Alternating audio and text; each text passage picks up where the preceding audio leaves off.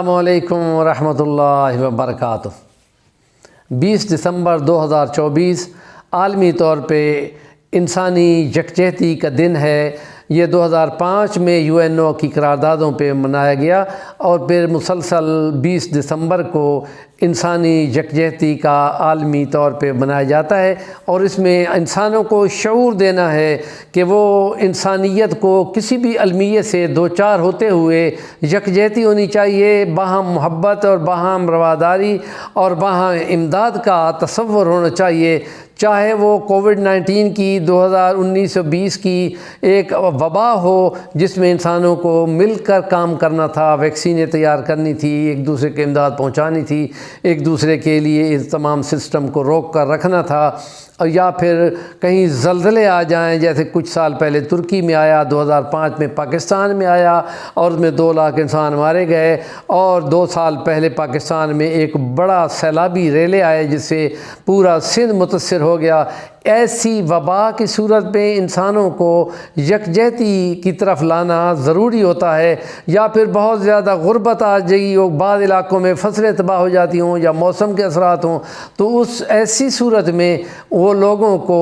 انسانوں کو متحد کرتا ہے کہ وہ باہم انسانی ہمدردی سے وہ ایک دوسرے کو امداد پہنچائیں، اور اس کے لیے ہم یہ تعلیمات اسلام کو آگے رکھتے ہیں۔ نبی پاک صلی اللہ علیہ وسلم پر جو اللہ نے کلام اتارا، اس کی ایک آیت ہی انسانیت کی منشور پر سب سے بھاری ہے، اور اس میں ہے کہ یا ایھا الناس انا خلقناکم من ذکر و انثی وجعلناکم شعوبا وقبائل لتعارفوا ان اکرمکم عند اللہ اتقاکم، اور اے انسانیت تم ایک باب آدم کی اولاد ہو، اور تمہارے یہ قبیلے اور یہ نسب، یہ تمام چیزیں پہچان کے لیے ہیں۔ تم میں سب سے اعلیٰ اور اونچا وہ ہے کہ جو اللہ سے ڈرنے والا ہو، اور اللہ سے ڈرنے میں اسلام سب کو چانس دیتا ہے۔ یہاں شودر اور برہمن والی تقسیم نہیں ہے، یہاں عیسائیت میں گورے اور کالے کے الگ الگ چرچ والا امتیاز نہیں ہے۔ یہاں نبی پاک نے لا فخر لعربی علی عجمی ولا لعجمی علی عربی ولا لاحمر علی اسود، اور پھر آپ نے فرمایا کہ تمام نسب کے افتخار میرے قدموں کے نیچے ہیں، کوئی یہ نہ کہے۔ اسلام کی تعلیمات میں یہ ہے کہ جس نے کسی کو نسب کا تانا دیا، نسل کا تانا دیا، اس نے اپنا دین ایمان گویا کہ مونڈ ڈالا، اور یہ بہت بڑی ذلت کی بات ہوتی ہے انسانیت کے لیے۔ اور اس لیے یہ اسلام کی تعلیمات وہ ہیں کہ جو انسانیت کو متحد کرتی ہیں، اور اس کے لیے خدا نے یہ کہا دیا کہ ان کے مالوں میں وفی اموالہم حق معلوم للسائل والمحروم، چاہے کوئی سوال کرنے والا ہو، چاہے وہ ویسے مسکین غریب ہو، تو ان کا خدا نے اعلان کر دیا ہے کہ جن کے پاس مال ہے ہم نے غریبوں کا حصہ اس میں رکھ دیا ہے، تو وہ ان کا حصہ نکالیں۔ اور اس پر جس پہ خدا نے کلام اتارا پہ محمد عربی پہ، اس نے کہہ دیا لِتُؤْخَذَ مِنْ أَمْوَالِهِمْ وَتُرَدُّ إِلَىٰ فُقَرَائِهِمْ، وہ نظام اسلام کا آئے گا تو زکوٰۃیں کلیکٹ کرے گا۔ اور ابو بکر صدیق کی یہ شان ہے کہ انہوں نے باقاعدہ ان کو کہا کہ جس میں نماز اور زکوٰۃ میں فرق کیا کہ نماز تو ہم پڑھتے ہیں، زکوٰۃ ہم نہیں دیں گے، تو تلوار ان پہ رکھی، ان کو کہا کہ جس نے یہ فرق کی کوشش کی میں ان کو سیدھا کر دوں گا، اور پھر ان قبائل کو مجبوراً لائے کہ زکوٰۃ دیں، اور پھر تقسیم کیا گیا مال اور ان غریبوں کے ہاتھ پہ رکھا گیا۔ اور اگر اقلیت ہو تو اس کے لیے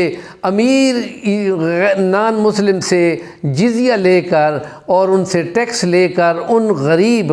نان مسلم میں تقسیم کیا جاتا ہے، اور اس طریقے سے انسانیت کی خدمت کی جاتی ہے۔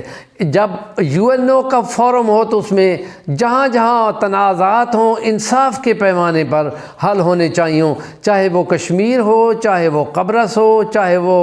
سوڈان ہو، چاہے وہ کے جزائر ہوں، اور ان تمام یا فلسطین اور اسرائیل کا مسئلہ ہو، تو وہاں انسانیت کو صف ہستی سے مٹانے والوں کا محاسبہ UNO کے ذمہ ہے۔ اور اگر یہ نہ ہوگا تو پھر یہ بہت بڑا المیہ ہوگا، اور اس کے نتیجے میں بہت بڑا انسانی مزید کوئی المیہ جنم لے سکتا ہے۔ سب سے پہلے ہماری تجویز یہ ہے کہ UN سے یہ سلامتی کونسل کی 5 سپر پاور کا سسٹم جو ہے وہ مکمل طور پہ ختم کر دینا چاہیے، اور انصاف اور یکجہتی اور ہمدردی کی بنیاد پر جنرل اسمبلی موجود ہے، وہ اپنی اکثریتی قراردادوں سے ان قوانین کو پاس کرے۔ مفادات کے ذریعے سے انسانوں کو تقسیم ہرگز نہیں کرنا چاہیے، یہ انصاف کے پیمانے کے خلاف ہے۔ اس لیے خدا کہتا ہے اگر تم دیکھو کہ 2 گروہ لڑ گئے ہیں تو ان کو روکو، اور اگر کوئی نہیں رکتا